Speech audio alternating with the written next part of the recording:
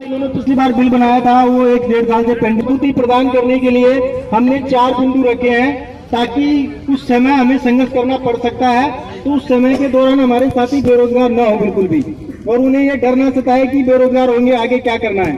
तो उसके लिए 4 बिंदु हमने रखे हैं कि पहले तो जितने भी हमारे एसएसए वाले साथी हैं वो भी इसमें इंक्लूड होंगे। इसके अलावा सभी गेस्ट टीचर होंगे। ये भी आप दिमाग से निकाल दीजिए कि नया पुराना सीटेड नॉन सीटेड सब इक्वल हमारे लिए, पॉलिसी सबके लिए होगी 60 साल के लिए। दूसरी बात, आप बार बार ये कहते हैं सर्विस मैटर को छोड़िए, बाकी जो आपके हाथ में है वो काम तो कीजिए। हम आपसे वही काम करवाने लग रहे हैं जो आप कर चुके हैं लेकिन हमें नहीं मिला।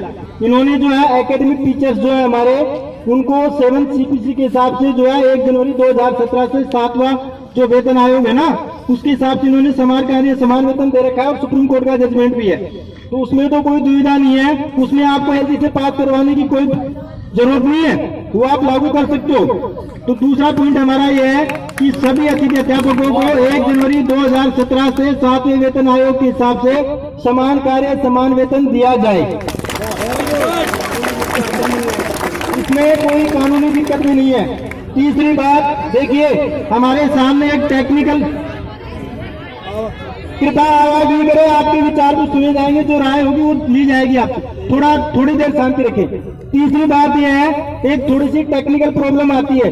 अभी पिछली बार जो है हाई कोर्ट में जो हमारा मुद्दा चला था, तो उसमें कोर्ट में जो है अग्रवाल जी ने और डिपार्टमेंट ने बड़ा टेक्निकल पेज लगाया था हमारे को परमानेंट करने में। उन्होंने कहा था कि ये जो लोग हैं, ये जिस पोस्ट पे लगे हुए हैं वो पोस्ट खाली नहीं है। एक प्रकार से इसको मैं उदाहरण से समझे कि खाली प्लॉट पड़ा, उसका कोई मालिक नहीं है, उस पर 2 आदमी झगड़ा करे, जिसकी लाठी उसकी भैंस, ठीक है, तो वहां दिक्कत नहीं है। लेकिन मान लो कोई उसका पहले से मालिक वहां मौजूद है, तो हमें वहां जो है वो जाने नहीं देगा।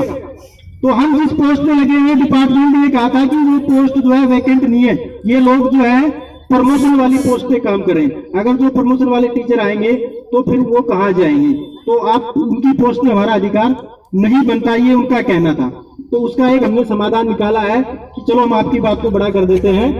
आप जो हमें 32 साल में जो ओवरऑल करके घर बिठा रहे हो, 60 साल में जो रिटायरमेंट का मतलब ये होता है कि उस आदमी में कार्य करने की क्षमता नहीं हो, घर बैठ जाए। तो आप जो है, जो हमने RTI से आंकड़े निकाले हैं, उस आंकड़े के मुताबिक लगभग 86 मतलब 8600 पोस्ट जो है ऐसी हैं जिन पे 2 साल एक्सटेंशन वाले मतलब रिटायरमेंट के बाद वाले टीचर काम कर रहे हैं। अगर आप उस एक्सटेंशन को बंद कर देते हो तो हमारी ये सीट वैकेंट हो जाएगी, और ये दिक्कत नहीं आएगी कि हम प्रमोशन की सीट पे काम करें। उस सीट पे हमारा राइट है क्योंकि वो वैकेंट पोस्ट है।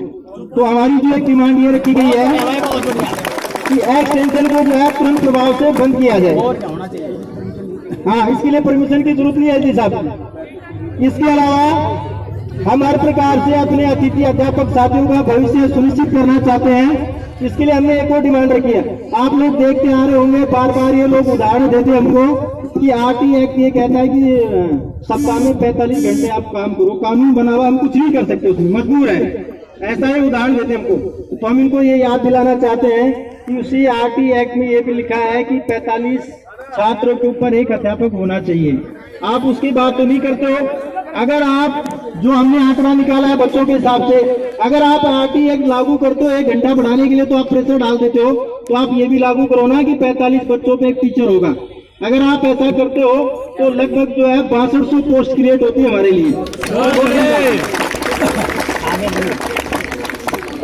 तो आप जो है RT एक्ट लागू करना है तो समय बढ़ाने का ही लागू नहीं कीजिए, आप ये भी लागू कीजिए, हमारे लिए पोस्ट क्रिएट कीजिए, ताकि कल को आने वाले समय में भी दिक्कत ना आए किसी प्रकार से। और एक सबसे लास्ट में हमने जो बात रखी है कि सरकार जो हमेशा आदेश देती है कि हम आप लोगों को एडजस्ट करेंगे, किसी को जॉबलेस नहीं करेंगे, लेकिन जो है अतिथि अध्यापकों का जॉब से बाहर निकलना यथावत जारी रहता है।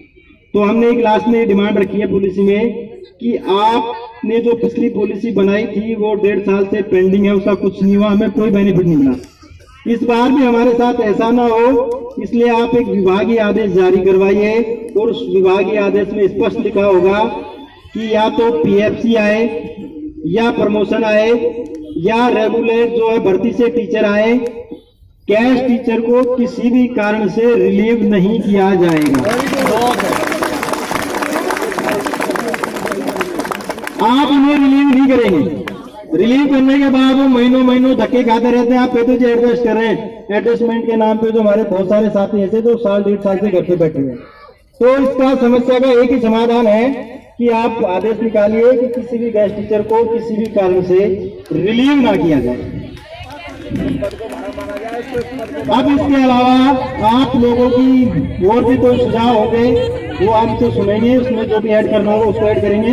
लेकिन एक बात ध्यान रखना है साथियों, देखिए आपकी लड़ाई जो है इतनी आसान नहीं है। इस लड़ाई को कमजोर नहीं पड़ने देना है। जो आपके साथी नहीं आ रहे, देखिए हम उदाहरण देते हैं हरियाणा का, यूपी का, सब जगह उधर, लेकिन हम उनकी तरह कुछ करेंगे जब भी तो उदाहरण जो है उसको सही सिद्ध कर पाएंगे। बताई गई है, क्या आप उससे सहमत हो?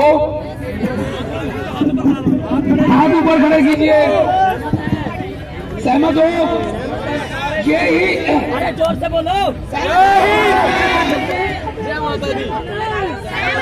बताइए, हम पॉलिसी में यही पॉइंट रख रहे हैं, कहीं ऐसा ना हो कि कोई दूसरा ग्रुप आए और अंदर दूसरी पॉलिसी देके चला जाए और बाद में आप लोग ये कहें कि सर हमें बताया कुछ और हुआ कुछ।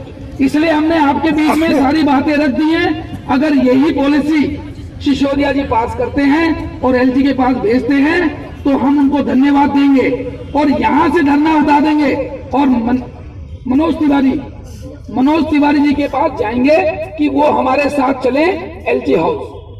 तालियां भाई, बहुत बढ़िया। क्योंकि उन्होंने वादा किया था, हमने उन्हें भी घेर रखा है पहले से। उनकी एक वीडियो है, वो उनके घर पे ही चलाएंगे, बड़ी स्क्रीन के ऊपर, बड़ी स्क्रीन पे चलाएंगे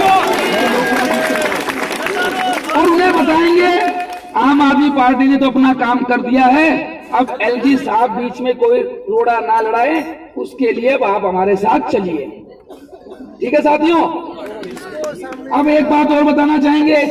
आज कहा था कि पॉलिसी हमें आप दे दीजिए, हमने ये पॉइंट रखे हैं, यही पॉलिसी हम अंदर देंगे। कल कैबिनेट की मीटिंग रखेंगे सिसोदिया जी, जैसा कि उन्होंने कहा है।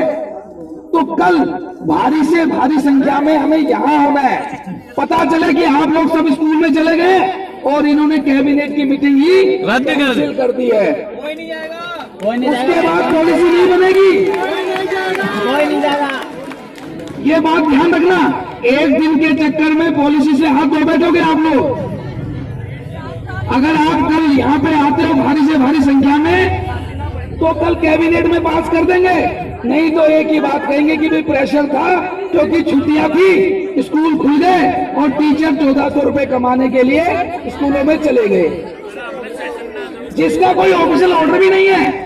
आपके ऊपर आपकी जो HOS कह रही है कि आप आइए, कॉपी चेक कीजिए, आप उनकी बातें रिकॉर्ड कर लीजिए और आप उनसे कहना कि मैडम आपने जो मुझे धमकी दी है, मैं 100 नंबर पे कॉल कर रही हूँ, मैं 100 नंबर पे कॉल कर रही हूँ और बता रही हूँ कि आप मुझे टॉर्चर कर रहे हो।